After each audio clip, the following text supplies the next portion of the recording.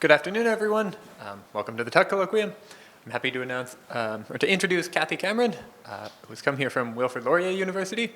Her research interests are in graph structure, algorithms, and parity theorems.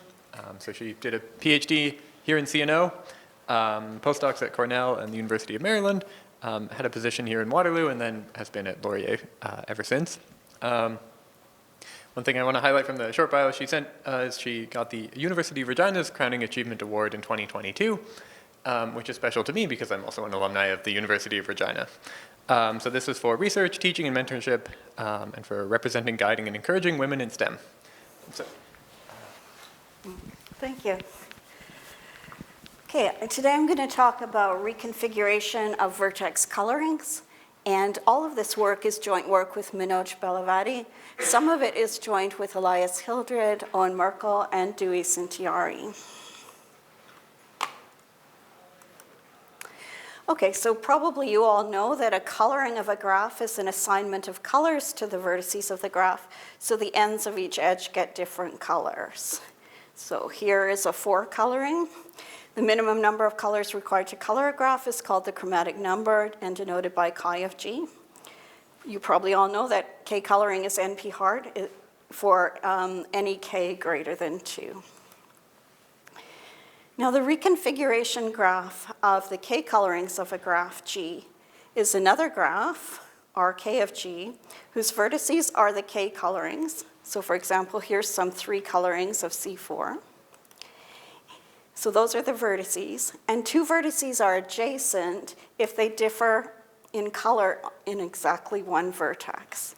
So for instance, here we're changing this color, then we're changing this color, and then we're changing this color. So each time we're changing 1 color, so those would be some edges of the graph. Now, we choose the number of colors to always be greater than the chromatic number, since in a minimum coloring of a graph, sometimes there's no vertex can have its color changed. Also notice that we consider colorings which give the same partition of the vertices to be different, if the colors in a part of the partition are different. So that's a bit different from usual concepts in coloring. It's not a big difference, though, because it's always possible to go from one coloring that gives a particular partition of the vertices to another coloring that gives the exact same partition by recoloring each vertex at most 1.5 times the number of vertices. And this is called the renaming lemma. So here are all the 3 colorings of the path on 3 vertices. And again, here are some of the edges. You can see as we go along this path, we're changing 1 color all the time. And here's the whole graph. The problems we consider are, first of all, reachability. Given 2 colorings, that is 2 vertices of the reconfiguration graph, is there a path between them in the reconfiguration graph? Connectivity, is the reconfiguration graph connected? A few classical results. Jerem proved that the reconfiguration graph of k colorings of a graph is connected for every k greater than or equal to the degeneracy of the graph plus 2.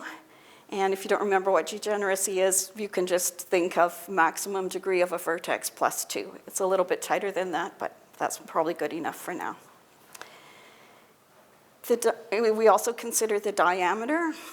If the reconfiguration graph is connected, what is its diameter? And there's a well-known conjecture in the area, Saracita's conjecture. The diameter of the reconfiguration graph of the degeneracy of G plus 2 colorings of a graph is order of n squared. And this is best possible because the diameter of the reconfiguration graph of the 3 colorings of a path is order of n squared.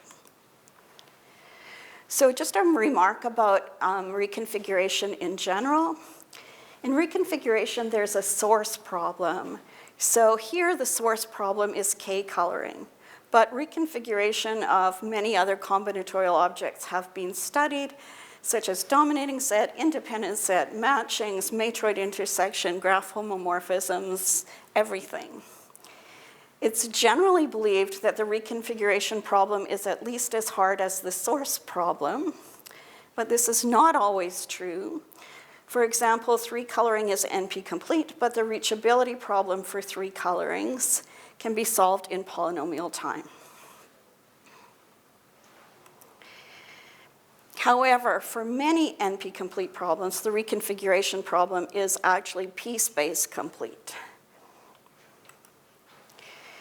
So the reachability problem, deciding whether there exists a path between 2 colorings in Rk of G, is p-space complete for all k strictly greater than 3. And the connectivity problem, given a connected bipartite graph, deciding whether R3 of G is connected, is co-NP complete. And in case you're a little bit puzzled, didn't I say something else about that a minute ago? I did say that it's solvable in polynomial time for k equals 3. Okay, so one way to prove that a reconfiguration graph is not connected is to prove that it has an isolated vertex. And a k-coloring is called frozen if it's an isolated vertex in the reconfiguration graph. In other words, it's adjacent to every other color, different from its color, so you can't change its color. Various terms have been used for frozen colorings. They've been called fall colorings. Graphs with frozen colorings can be called indomitable. And Dunbar et al. Proved that given a graph and an integer k at least 3, deciding whether G admits a frozen k coloring is NP complete. So here's some classical frozen colorings. You can see here that C6 is 2 chromatic, but it has this frozen 3 coloring. So if you look at that 3 coloring, you can't change the color of any vertex. This graph is the complete bipartite graph, say on T vertices, but then we've taken away a matching. So between horizontal pairs here, a matching has been removed. So I'll call that KTT minus M. Obviously that's 2 chromatic, but it has a frozen T coloring. Here is a weakly chordal graph, which is 3 colorable, but has a frozen 4 coloring. Now, if we took K6 and for each vertex of the graph substitute a clique of size p, we get the graph we call GP. So similar to when we looked at C6, we can just use, in this case now it's going to be 2p vertices, so colors 1 to p here, and then p plus 1 to 2p, and so forth going around the cycle. But just the way we got a frozen coloring of C6, we can actually use p more colors on this 3rd clique and get another frozen coloring.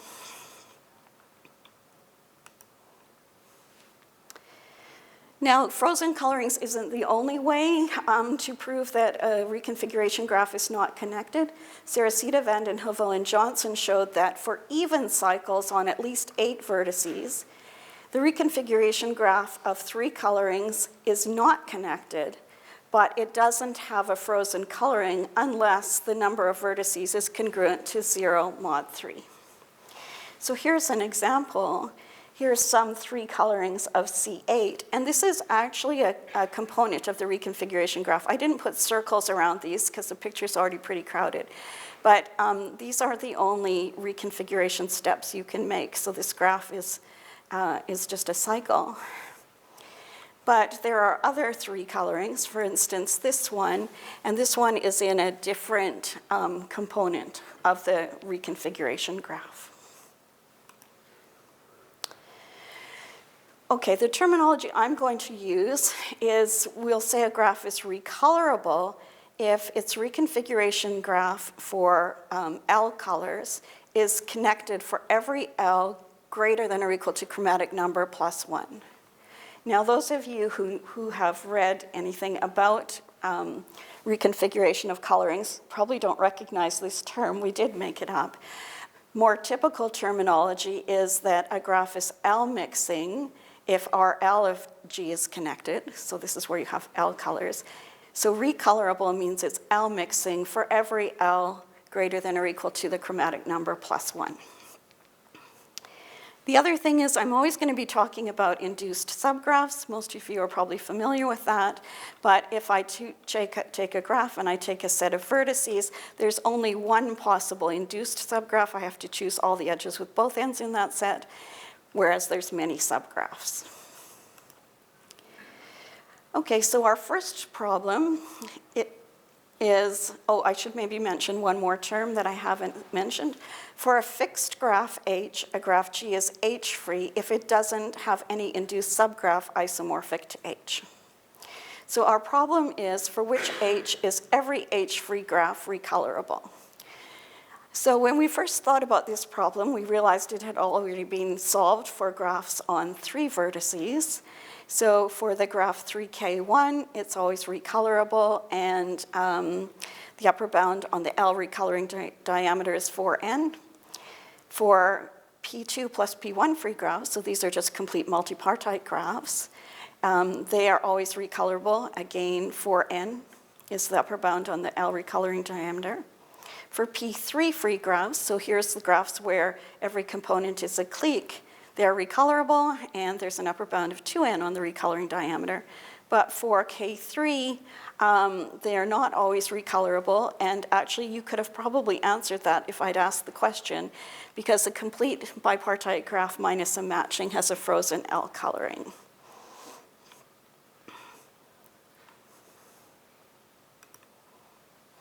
So 3 vertices was done, so let's move on to 4 vertices. For which H on 4 vertices is every H-free graph recolorable?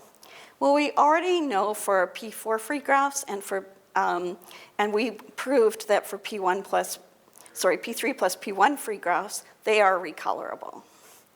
So for these graphs, they are recolorable.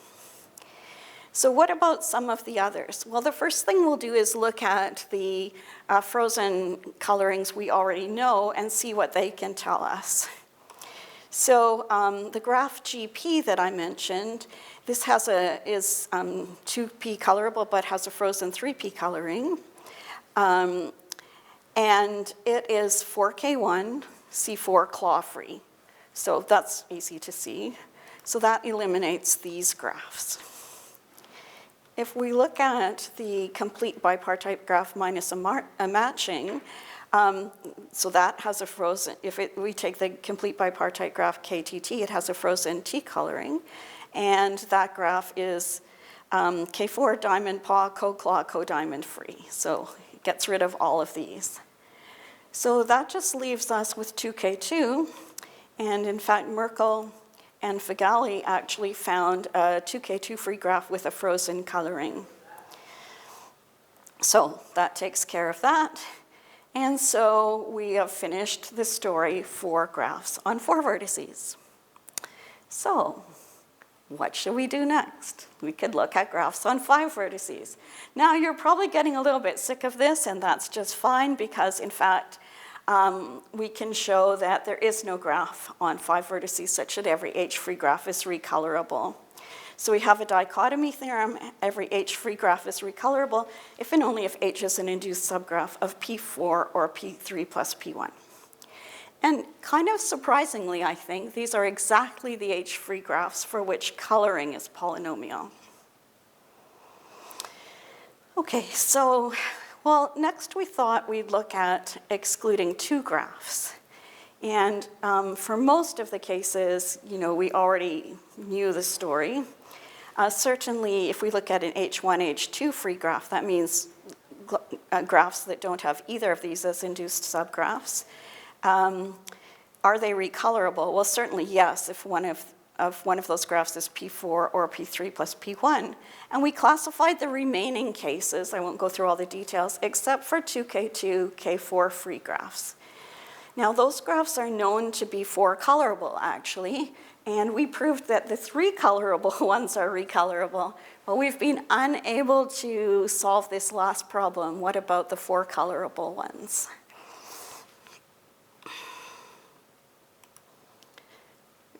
There's a chart, but it's probably hard to actually see what that says. So again, all of these have been classified. Recolorable ones are in green. So this is a 2K2H free graphs, except for this one here. In vertex coloring, a very important thing is decompositions of graphs. And some of them turn out to be useful in recoloring as well. So the first kind of decomposition is join. That's where your graph the vertices can be divided into two parts, and there's all possible edges between them. It's clear then that the colors over here have to be completely different from the colors over here.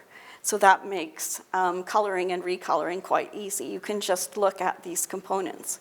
More generally, we look at the anti-components of a graph, which correspond to the components of the complement. The colors appearing on any anti-component have to be different from the colors on any other one. Another important decomposition in vertex coloring is clique cut sets. So here, this is a clique and it's a cut set, so we call it a clique cut set. And we decompose the graph by deleting the clique cut set, sort of, except we actually keep the clique cut set and the part that falls off. So we keep these two parts, as shown in the picture here. So if we can then color the pieces, we can extend that coloring back to a coloring of the original graph, except we have to make sure that vertices here get the same colors, so we might have to permute these like this, and then we can extend it back. So that's the idea of clique cut sets. They're amazingly important in vertex coloring. It turns out that they didn't really work that well for us in recoloring. Instead, we defined something called a tight clique cut set. So a tight clique cut set is still a clique that's a cut set, but for one of the components that you get when you delete the clique, you have a join. You have all possible edges, and we call this a tight component. Also, the way we decompose the graph is a little bit different because when you're doing clique cut sets, this is one piece, the blue piece, and the red piece is the other. But for us, what worked was actually using the part that was a join here. However, the fact that the join is attached to a clique makes things work better. And yeah, there's a couple of results here, but basically if we have a tight clique cut set and every induced subgraph of the graph is recolorable, then the graph itself is recolorable. And we can apply these things with some other structural graph theory results, and here's a quite simple one. We can show that every P5C4 free graph is recolorable. Structural theory of this tells us if there's no induced C5, then it's a chordal graph, and Bonamy and co-authors have already shown that chordal graphs are recolorable. If it has an induced C5, then by another structural result, we can show it has a tight clique cut set, and so it's recolorable. So another decomposition is the substitution decomposition. So here we look at a graph. This is a graph, you're not seeing all of the edges. We look at a vertex and its neighbor set. And what we're going to do is substitute another graph H for this vertex. And that just means what we're going to do is delete this vertex V, put this graph H there, and join every vertex of H to all the neighbors of V. So when the graph H is a clique, we call this blowing up the vertex into a clique. We don't use substitution quite itself. We use something called modular decomposition that's closely related to substitution. So a proper module in a graph is a set of at least two vertices such that the remaining vertices are either completely joined or not joined at all. And a graph with no proper module is called prime. What we were able to show is that if G is a hereditary class of graphs and every blow-up of every prime graph is recolorable, then every graph is recolorable.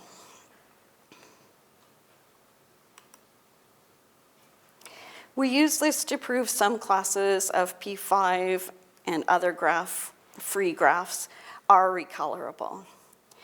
So we proved that some of them are recolorable, but not all P5 free graphs are recolorable. So let me give you an idea of how we use modular decomposition. So here's a graph, and here's a modular decomposition of it. Oh, colors always they didn't really come out that well. That's, every different projector does a different job on the colors. So let me try here. So for the modular decomposition, this is one module, this is another module, another module, another module, and the last module. Okay, now when both the graph and its complement are connected, the modular decomposition is unique. I mean, okay, you can say the whole graph itself, you know, that's a module, but that's not such an interesting module. So you might think, well, what if that doesn't happen? It's perfectly fine, because if a graph is not connected, we can recolor each component, and when the complement of the graph is not connected, we have a join, and we can recolor each part separately. Okay, so again, my beautiful colors are not showing up.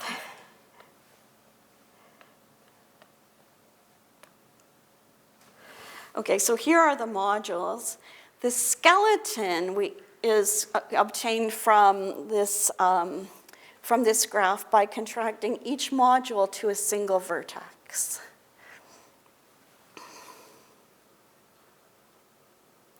We don't use the skeleton. What we use is something called the clique skeleton.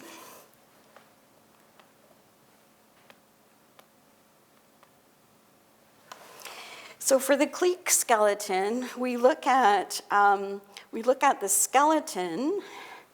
So this vertex A represents this module, and B represents this module. You can probably guess. C represents this module. D represents this module, and F represents this module. And down here I'm showing the clique skeleton. So how do you get the clique skeleton?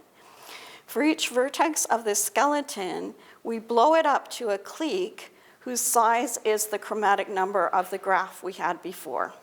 So here we had chromatic number 1, so there's just one vertex. This is a path on 3 vertices. Chromatic number is 2, so we have 2 vertices. Just was one vertex, so 1. This graph was just 2 independent vertices, so its chromatic number is 1, so there's 1 here, and this graph has chromatic number 3, so we put a clique of size 3. So that's how we get the clique skeleton, and recoloring of the clique skeleton is helpful in finding a recoloring of the graph. And it's a little bit easier to do because you have all these cliques. So we have a perhaps somewhat complicated theorem to state there, but basically, if every proper induced subgraph of the graph is recolorable, then the reconfiguration graph is connected if and only if the reconfiguration graph of the clique skeleton is connected. So that helped us classify some more graphs as to being, and we didn't do all of these results, but as being not recolorable, or green shows recolorable. Okay, so now I'm going to talk about a different kind of reconfiguration. And I think this reconfiguration was studied in the reconfiguration field even before the one I talked to you about. But also, all of you probably already know this. These are called Kemp swaps, and they were invented by Kemp when he tried to prove the 4-color theorem. But he did prove the 5-color theorem using them. I think he did. I could be wrong there. So here's the idea. So just to remind you that you've probably all seen something like this before, remember in the inductive proof of the 5-color theorem, what do? You assume you've colored the whole graph except for a vertex of degree at most 5 with 5 colors. And so if you try and put this vertex back and it's adjacent to 5 colors, then you might have a bit of a problem. But what you do is look at the colors of the first and third vertex, so here red and blue, and you look at the components of the red-blue graph. And what would you try and do? You can swap the colors in one of the components, and that would turn this vertex to blue, and then you could color this guy red. So you probably all remember that proof. You probably have taught it recently. But anyway, that's not quite what we're going to use them for. So we define a Kemp chain to be a connected component of the subgraph induced by the vertices colored with one of the 2 colors. So for example, here we could have red and blue. There is another component down here, but a Kemp chain is just one of the components. So there's the Kemp chain, and we're going to interchange the colors. So you should see this guy turn red and this one turn blue. There we go. We've done a Kemp swap. So now we're going to look at reconfiguration using Kemp swaps. Now,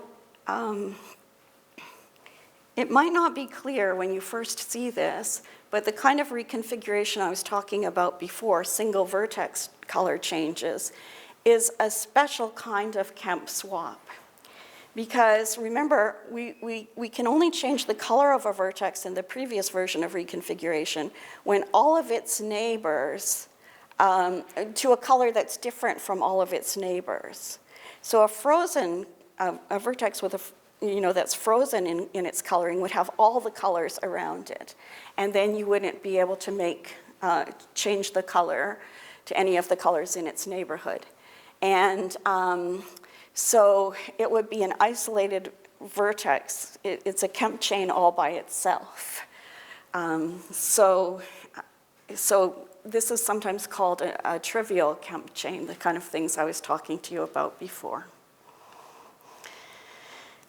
Okay, so we're going to use a little bit different terminology.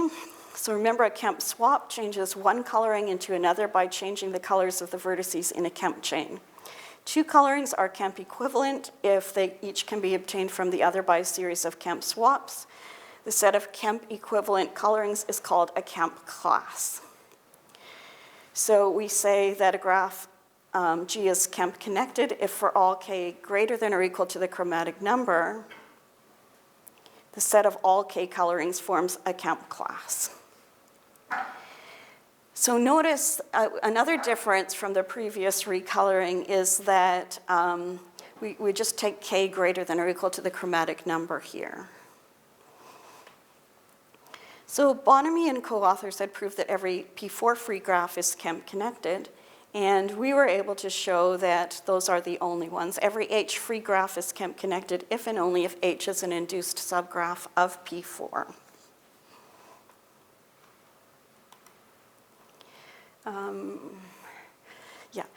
So Kemp frozen colorings. Now these are not exactly the same as the frozen colorings we've looked at before. A coloring of a graph is called Kemp frozen if each of the k colors appears on some vertex. That means we don't just have another color that we can just use. And for any 2 colors, the subgraph induced by the union of the corresponding color classes is connected. So if you take 2 colors and the subgraph induced by them is connected, then when you do a Kemp swap, you're just changing red to blue everywhere in the graph. And in this subject, that is not considered a different coloring as it is in the previous kind of reconfiguration. And you can always do a Kemp swap. So it's, in some sense, nothing might happen, but you can do it. Nothing might happen except changing 2 colors, but you can still always do it. That's why we don't need to have chromatic number plus 1 colors. So if a K coloring is Kemp frozen, it is actually frozen. So further, if a graph if G is a graph with at least two K colorings, which give different partitions of the vertices, and G has a K coloring which is Kemp frozen, then the K colorings don't form a Kemp class. Because, for example, here you have a Kemp frozen coloring. Here you have a different coloring which gives a different partition of the vertices. And here the only thing you can do is interchange color classes. So change all the 2s to 3s and so forth. So you will never be able to get to this because doing Kemp swaps here doesn't change the partition that you have. So this is a triangle-free Kemp frozen graph that we found, and after we found it, we discovered that Demer, Legrand-Duchesne, Plankton, and Tamigama had already found a bunch of them. Ours is smaller, so that's perhaps its only claim to fame. So now we can also do the same thing if we look at C4 free graphs. Here is a C4 free graph, and this is a Kemp frozen coloring. And this is a coloring with the same number of colors, which gives a different partition of the vertices. So you can never get from this coloring to this one, since this will just interchange colors, change color class 1 to color class 3, for example. And Van den Heuvel had showed that these two colorings of the triangular prism are not Kemp equivalent. So I can just say, what were we trying to look at for all these things? Well, we were trying to prove that for H-free graphs, the only ones that are Kemp connected are where H is an induced subgraph of P4. So we have to do a little bit more work. We have to look at that these frozen colorings we have, get rid of various stuff, and then show that there's no graphs on 5 vertices that we have to worry about.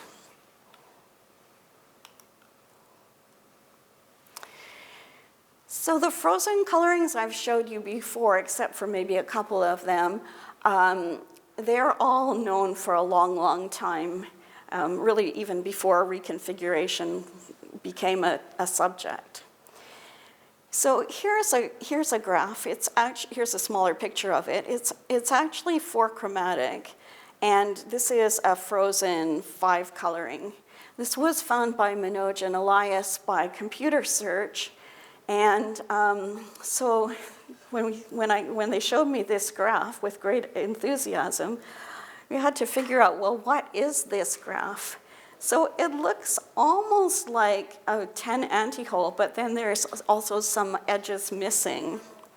And so, this is what the complement of that graph looks like.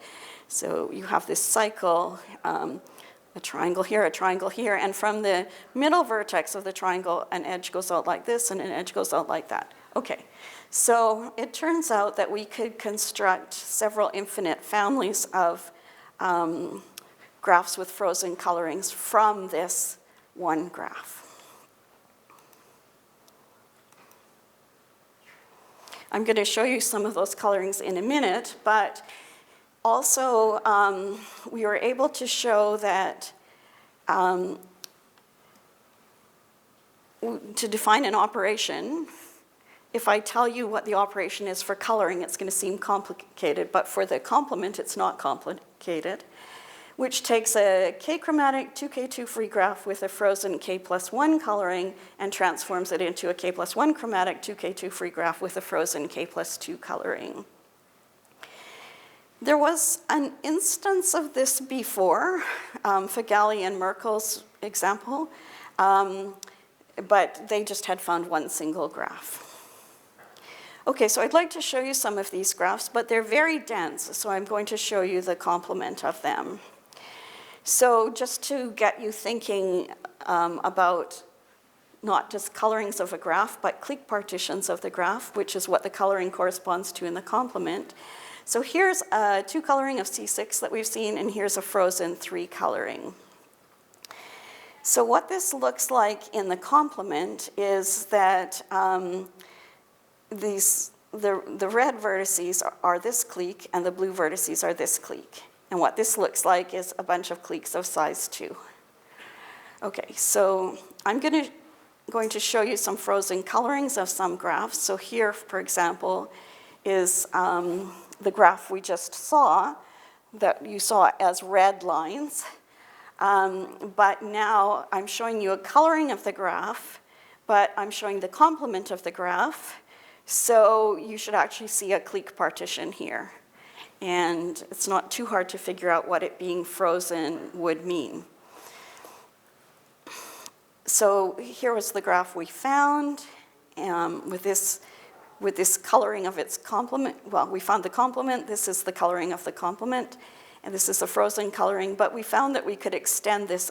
You can probably see the pattern easily with various triangles, sticks coming out of them and crossing over like this. And then we also found you didn't actually need to have this edge in the complement, so you could actually have it in the graph. And here's another infinite class. Again, you can probably see a pattern there. And here's one that's slightly different. You take a cycle and put a bunch of consecutive triangles there and pair them up by their middle vertices. Now I've shown a symmetric pairing, but in fact any pairing will work. And this also gives you more graphs with frozen colorings. Again, you're looking at the complement of the graph. And for these first ones and the third class, they also turn out to be Kemp frozen. So that's not a difficult exercise, but I'll just skip that. Now I'll show you what our operation is, and I'm going to show it to you in the complement. Now there are some conditions that have to apply. You can't just do this operation and it will always work. So there's a few conditions. They're not too complicated, but perhaps too complicated to tell you right now. So here I have a graph. Remember, you're looking at its complement, so we were thinking of this as a 4 coloring. It's really a 4 coloring of the complement of what's shown. And here's a frozen 5 coloring. What we can do is take an edge here and subdivide it. Not every edge will work, but there's some edges work, and we just subdivide it, and that will give us a 5 colorable graph with a frozen 6 coloring. And you can subdivide some other edge now, or you can keep subdividing that edge, again, assuming that a certain condition holds, and you can get a frozen 7 coloring.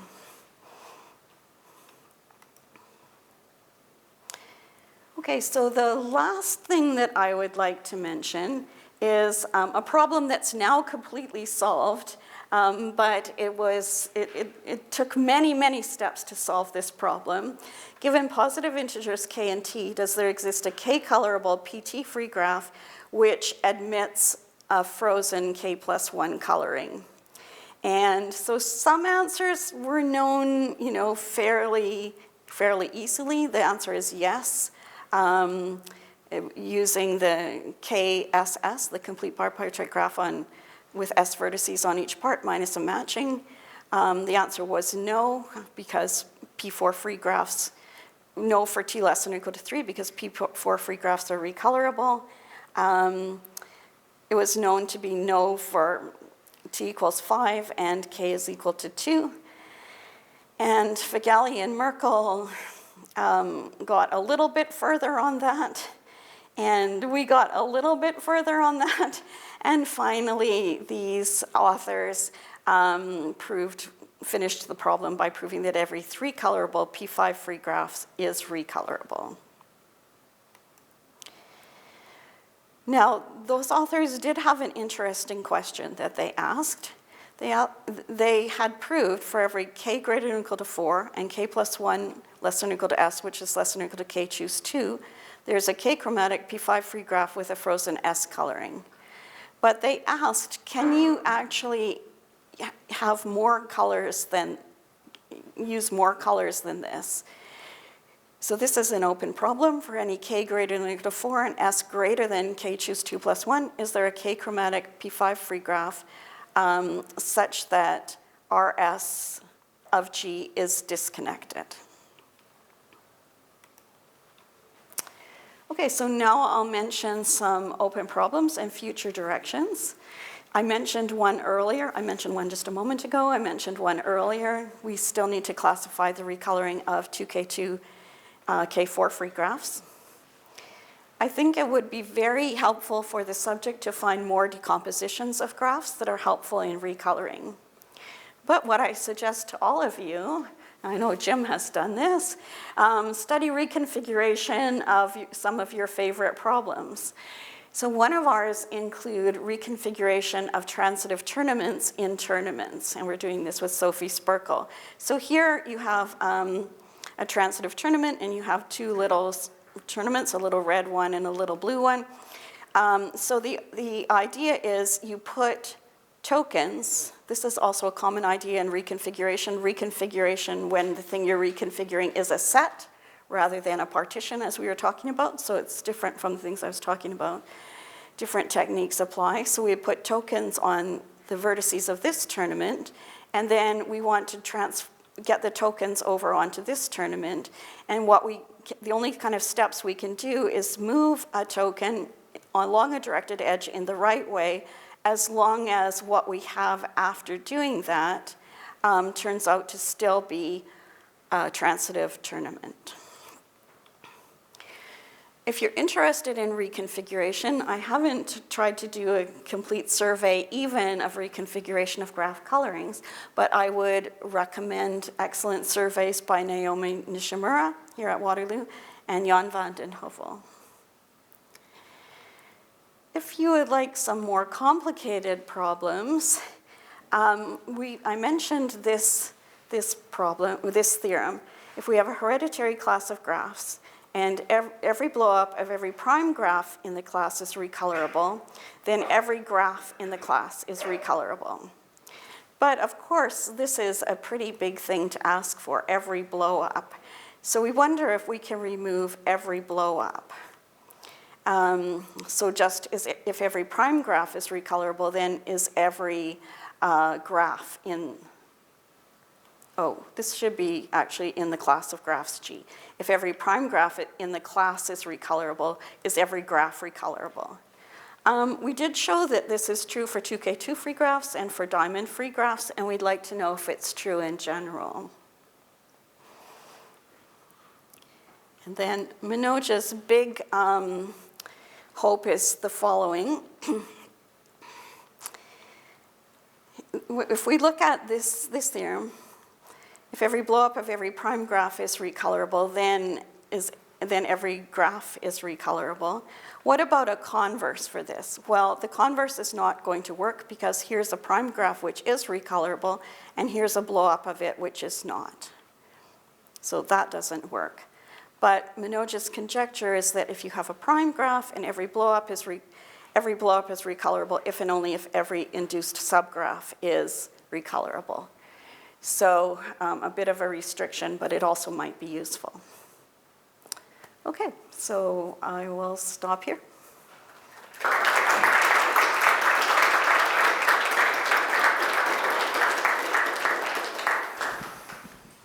Thank you. If there's any questions, please wait for the microphone.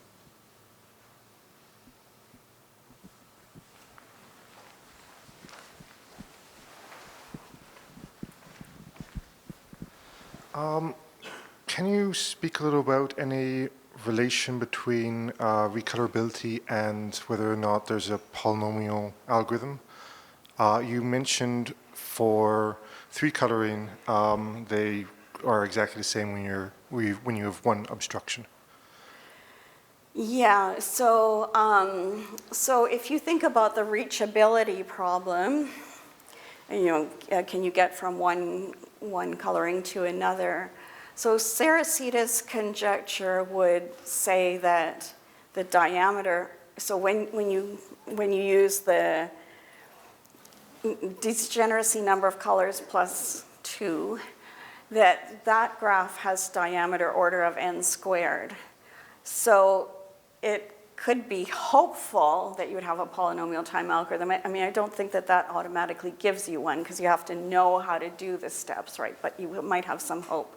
But in general, I mean, we have shown for many of the classes that we've shown are recolorable, the proof actually shows how to go from one coloring to another. And we don't always get the diameter, but if we can figure out the diameter, for instance, I think I have an example here.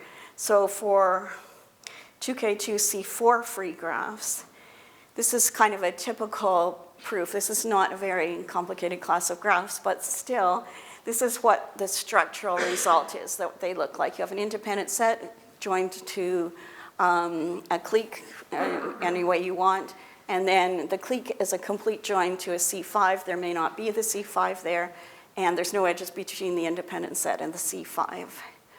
So, so just to give you an idea that when we prove things are recolorable, often we do have an efficient algorithm for doing it. So we use this structure theorem, I'm not going to give the details, but to obtain chi colorings of the, so we're given two colorings, alpha and beta of G. We want to be able to go between them. So what we do is we go from alpha, well, let me show my picture here. From alpha to alpha prime, where this is a chi coloring, a minimum coloring, and from beta to beta prime, where this is a minimum coloring. And then,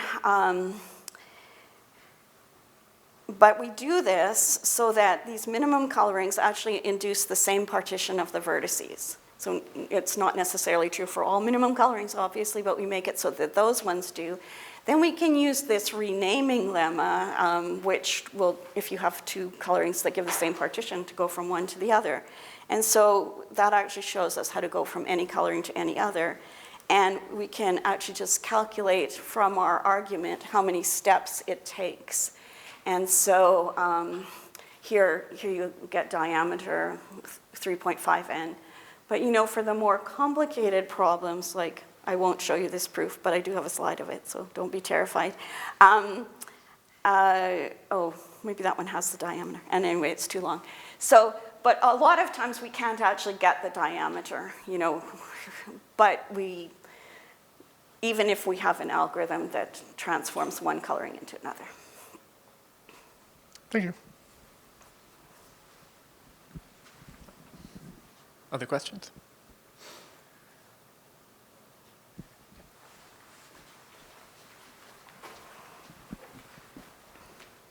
You cared about finding those isolated guys because you wanted to know if it was connected or not.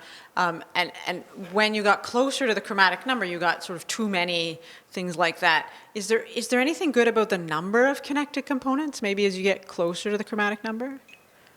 I don't know anything about that, actually, but that's an interesting question, yeah.